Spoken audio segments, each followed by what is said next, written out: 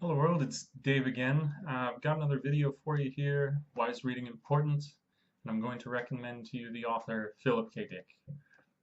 And so like I like to do, I want to talk about who the guy was in his lifetime because of course these formative experiences of our lives are no doubt going to be reflected in the writing that we try and do.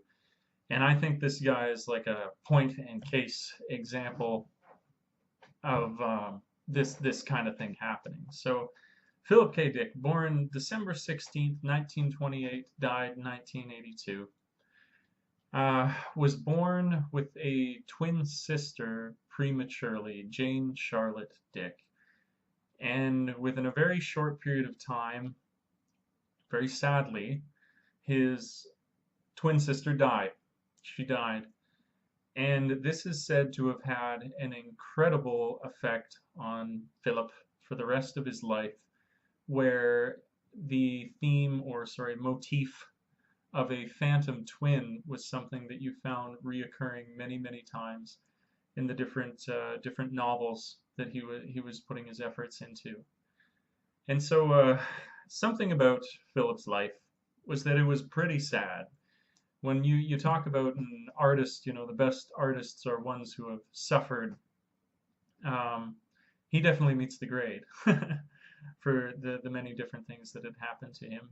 So he's quite famous for saying that when he got a little older, that when he writes, he likes to write characters that are people he knew and loved, and he wanted to put them into fictional worlds of his creation, saying that the real world didn't meet up to his standards too often, which is pretty dark, to say the least. But I appreciate this point because, as an aspiring author myself, I think that's a really cool tool and one that I've thought of, without ever having anybody else to discuss it with, that using people within your own life as characters, maybe then adapting them, but it's great inspiration, and it would stand to reason that that would allow you to write a really fleshed out character really well because you just know that person so well, and then interesting to take them down whatever road of your creation.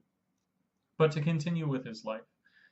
So his parents, when he was about 5 years old, they moved from where he was living originally, and his dad got placed in some place that his mom didn't want to go to at the time. And so his parents divorced when he was about 5 years old. Now, I know that divorce in today's day and age is as common as Christmas. It's going to happen. But I don't think we should ever sweep under the rug entirely the sort of impact that this has on a young mind. I think it's not so bad when we're a little bit older, especially if the two parties involved can still respect each other beyond the break. But when something happens like this to a young child, it's really going to influence the way in which they see the world. And for him, I believe that it did. And so his mom fought for custody. She got custody. She ended up having that. Moved away from his dad, and he went on then to do a bit of schooling, but he was never that academically successful. He went to Berkeley in California, and there he only made it for about 1 year, and then he was summarily dismissed after 1 year. He got booted out of there. But it did allow him enough time to kind of explore interests he had, and one of which is kind of this interest in metaphysics. What is real? I'll then go on to talk about this as it influences his writing. And so he read about Plato, or he read Plato's works. He read a number of different authors, and so it led to his discussion of the idea, or his opinion, which is mirrored by many of these philosophers, that reality is subjective. And it's a phrase I like to use. This is my thing, is I believe belief creates reality. Um, so far as if you act, you need to take action. Sitting in a room and doing nothing isn't really going to change anything, aside from you maybe perceiving that room. But if you take action to things, you really do shape reality. Um, And this is something that he believes. He believes that the introspective world is, or I should say, the exterior world is very much just a reflection of the interior world that you have. And this is something, like I say, goes on into many, many, many of the books that he was writing. And so he had a long, you could call it successful in terms of critical acclaim for the fields that he was involved with for his writing. He wrote 44 books. Oh my God, 44 books and 121 short stories. The problem was that he got pigeonholed. He got typecast into the field that he was so successful in writing in, which was science fiction. And so now I want to list to you a couple of the movies that were made as a result of the books that he wrote. And you can see, like, this guy is just an icon when it comes to movie adaptation. And I never knew, and I don't think a lot of people know, that it's Philip K. Dick who is responsible for the original stories that these are based on, because um, one, they're named something different. Usually, it's not actually the name of his book. They change it for the movie for whatever reason. And then two, poor guy died. Like right before, he's one of these tragic cases where he dies, and then they go on to all these movie adaptations. And so the movies are, you may have heard of, Minority Report, based on his book. Blade Runner, based on his book. And to begin these lists, these are two books, like I say, that I can't remember the initial name for Minority Report, but Blade Runner is the book that I'm going to discuss and recommend that you read of his, is Do Androids Dream of Electronic Sheep? Very different, very different names, and so you can understand how you might not put two and two together there. So onwards with the movies. Total Recall, Scanner Darkly, The Adjustment Bureau, starring Matt Damon, Screamers, Next, and all these movies came out within 10 to 20 years after he died. And so this leads me to my next point, that in his life he was not monetarily successful. The guy did not have a whole ton of money. Um, and if he had only made it that little bit further, he would have been rolling in the dough. And further inspiration for authors out there, I think, that are struggling with their careers, where you just can't seem to get a break. You may have, as he has been, pigeonholed into one genre that you're particularly good at, but nothing in this world will change the fact that if you are writing good books, they're good books. Whether the world knows that yet is an entirely different question.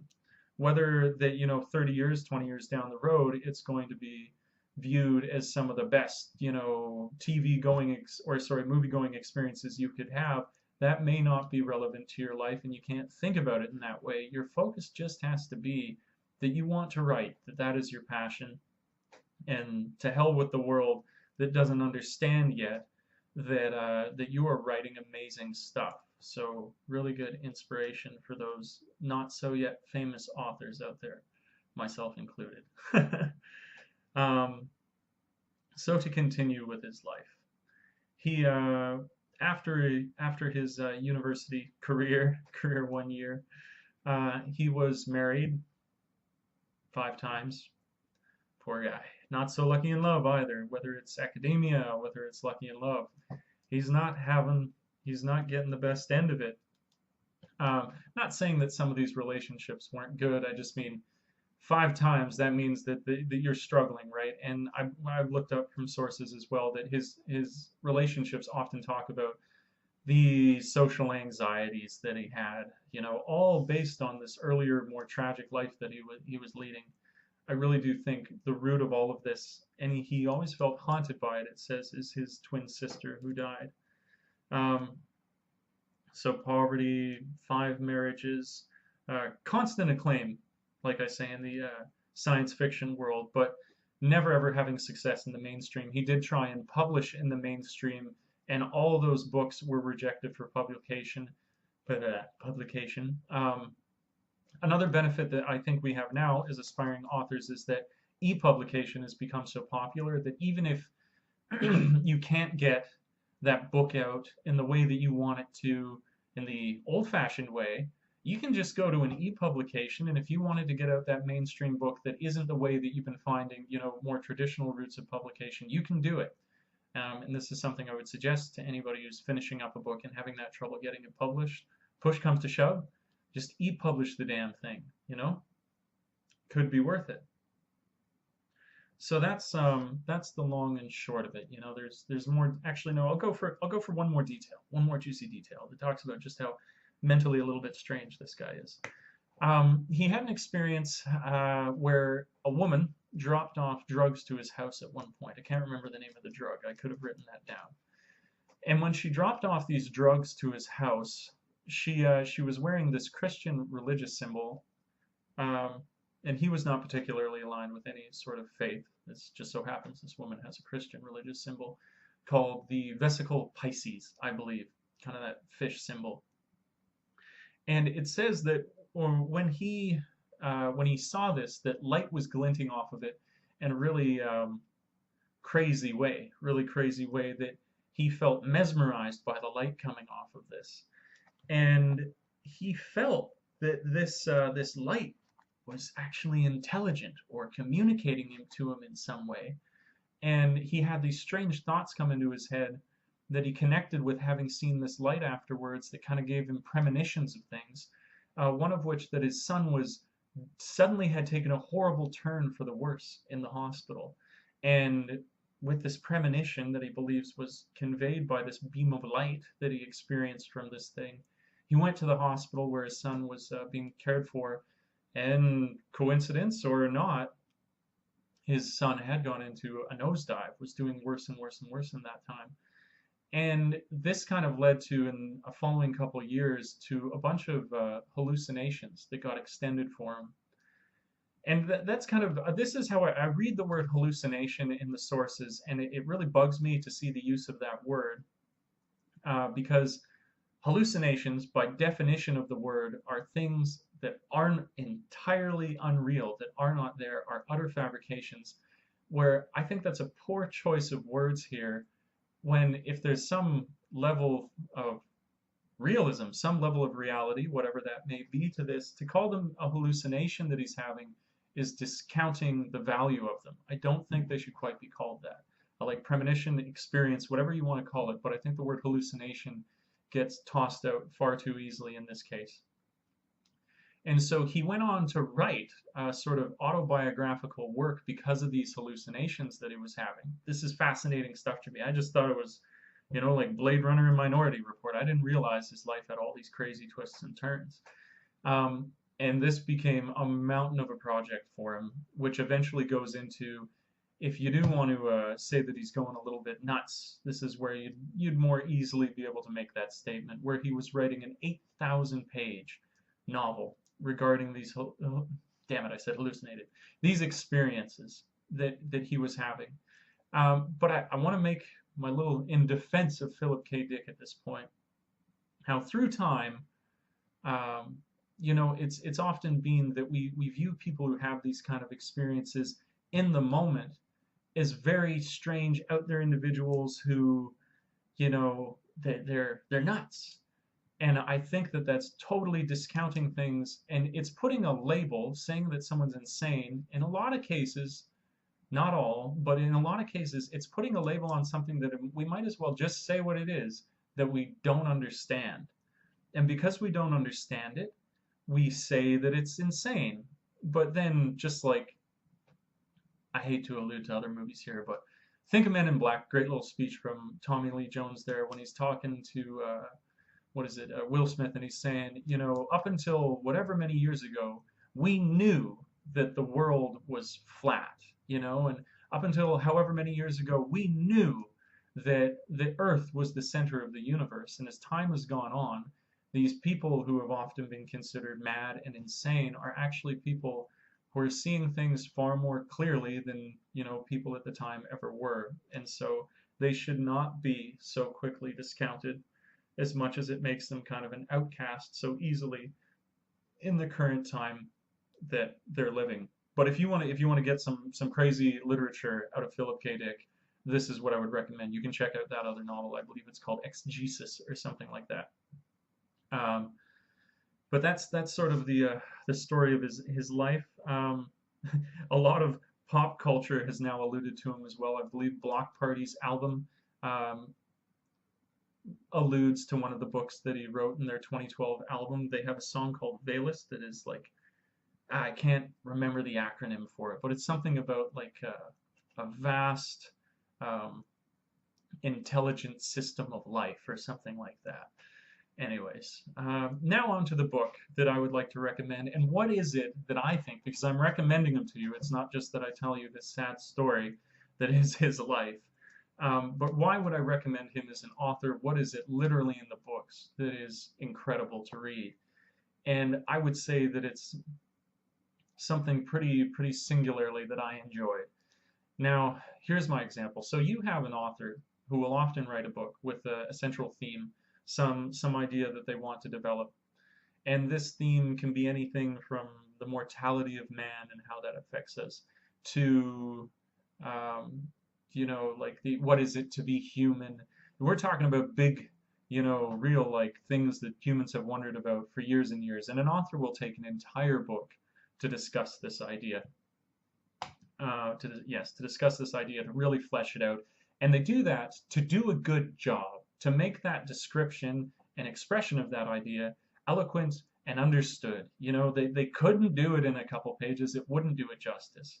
And this is where Philip K. Dick excels, like you can't even believe, is that he can take multiple life-altering ideas, put them down on 3 pages of writing, and still carry with that the exact same depth that other authors would take an entire book to develop. I have never been so I have never been so glued to a book's philosophy from beginning to end, where every single sentence, paragraph, page that you turn, you are learning some new cosmic truth, some greater meaning to our whole existence. And it's incredible. It's an incredible experience because of that, flashing through pages of this where I can see why people might, read his books a couple times over because they are thick. You have never had so much reflection, like self-reflection, thought, philosophy crammed into a book and all alongside real fascinating backdrops. He's a big fan of the dystopic future societies, which I'm a big fan of. And with that said, I want to give one more nod to the fact that he's actually quite funny for somebody who's lived, in my opinion, a kind of bleak life in many ways. What a great humor that he has alongside all of this, and humor at the same time while still expressing these greater ideas that he's considering. And so for that, I want to talk about this one scene at the beginning of the book I'm going to recommend, Do Androids Dream of Electronic Sheep, where there's this device called the mood organ that has been created, where in a book that discusses what is it to be human, what separates us from robots, this is a great way to open it. The mood organ is something that humans can connect themselves to, where once connected, they call it dialing in. They can dial in different emotions to have. And when you think of humankind, really our emotions, our ability to reason is often, that's considered truly human. That's a big defining characteristic. But our emotions are, because that's often what we're more known for is our passions and things like that. And in this book, the mood organ is able to completely remove our battling with that, because all you need to do is just dial in the way it is that you want to feel. And so you look at your schedule for the day, and say you've got a really busy schedule. You plan the sort of mood that you want to have through the day based on your schedule. And so the main character and his wife go up to the machine, and they connect themselves to it. And he looks at his schedule and he says, "Oh man, it's a busy day. I think I need to dial in buoyant optimism." And so, he's going to be fine regardless of this workload that he has to have. And his wife, on the other hand, has been watching far too much depressing TV, and she hates the fact that she's been watching too much TV. And so she says, I think I'm going to dial in a sort of some self-loathing for today. And he says, "Oh, no, no, no, you don't want to do that. Don't dial in self-loathing because that's a real difficult thing for your mind to deal with. If you go down that road, think of the repercussions. Think of what you'll have to do. You'll have to dial in buoyant recovery, or like recovery or whatever is dialed in is a physical state beyond that." And so I believe, is kind of making the point here while making a joke about it, that the difficulty, the way that people in this day and age have to come back from being utterly depressed is different. They still think it's difficult, but it's just again dialing in a number that you can then recover from your depression. Where, now to go on my own tangent, I kind of think it's our ability to overcome the strife in our lives that is a lot of what our experience is. It's like his life is that you keep going, that if you have something you're passionate about, that you proceed with it, that you don't just give up, you don't stop. Whereas, she's just like, all right, I won't do that. You're right. I'll have to dial in something later. That would be too much work. And it finishes with the greatest, kind of made me chuckle, where he's like, oh, and before you go out today, and she says, yeah, what do you want me to do? He's like, could you dial in one more wood, one more mood before you go? And she goes, oh, okay, well, what's that? And he goes, could you dial in before you go out an absolute belief in your husband's ability to decide what might be good for you in terms of mood. And so again, you get this point, like it's dialed in that you can have whatever feeling you want, and we've completely abandoned that aspect of our humanity, kind of making a joke of it. And so really, really clever, so much to consider, and as I say, 1 or 2 pages you're discussing this whole scene, and it's something that your brain's going to chew on for like days and days and days afterwards. Mine certainly has. Um, so that's the long and short of it. This is one of the longer videos that I've actually made. If you enjoy this, like I usually say at the end, please like, please subscribe. I'll be recommending more authors, more books. I'll put the book description, of course, down in the bottom here. If you'd like me to review a particular author, or just make recommendations for me, this is an open forum, of course, so I'll put my contact down there, davetrippanon@gmail.com. So that'll be there for you as well. If books are not your only interest and you want to check out some other stuff, another interest I have that I've now made a playlist on my channel is History is Awesome, because it is. And for someone who appreciates fictional stories, truth is often stranger than fiction. That is definitely an idea that I approach in the history playlist. And most recently, I've done Julius Caesar as a rock star. So if you enjoy this, check that out as well. I think you'll quite enjoy it. So yes, information down there. If you enjoy, like, subscribe, blah blah blah, all that you've heard before. And as I like to say, until we meet again next time, world, thanks for tripping with Dave.